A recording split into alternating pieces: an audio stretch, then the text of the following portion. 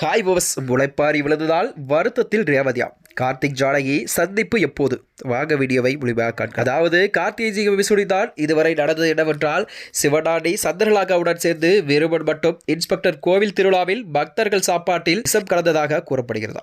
அந்த நிலையில்தான் சாப்பாட்டை மாற்றி வைத்து வீரமன் மற்றும் இன்ஸ்பெக்டர் அதை தடுப்பொடியாக்கினார். பிறகு வீரமனை கலாய்க்கிறாராம். இதைத் தொடர்ந்துதான் பரமேஸ்வரி பாட்டியுடன் ரேவதி கடை வீதிக்கு செல்ல அங்கு ஒரு குறி சொல்லும் பெண் ரேவதியின் கையை பார்த்து குறி சொல்கிறாராம்.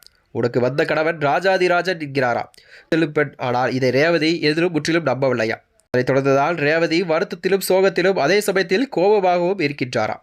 எல்லாம் பார்த்த கார்த்திக் ரேவதியை ஆறுதல் படுத்த என்ன செய்வதென்று தெரியாமல் அப்போது கடையில் முளைப்பாரி எடுக்கும் ஒருவர் வரவில்லை என்று கூறுகிறதாம். கார்த்திக்கோ தெரியவர உடனே அந்த முளைப்பாரை எடுத்து ரேவதியை கொடுத்து போக சொல்கிறாராம். இதனால் ரேவதி சந்தோஷமாக முளைப்பாரியும் எடுக்கிறார்.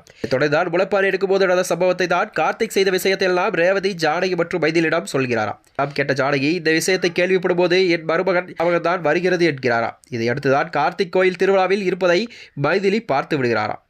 தான் ஜானகி மற்றும் மைதிலிக்கு கார்த்திக் இருக்கும் இடம் தெரிந்துவிட்டதாம்.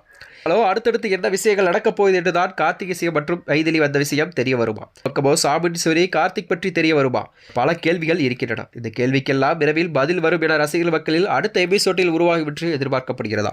இதுபோன்ற வீடியோக்களை தெரிந்து கொள்ள நமது சேனலை மறக்காம சப்ஸ்கிரைப் செய்து கொள்ளவும். நன்றி, வணக்கம்.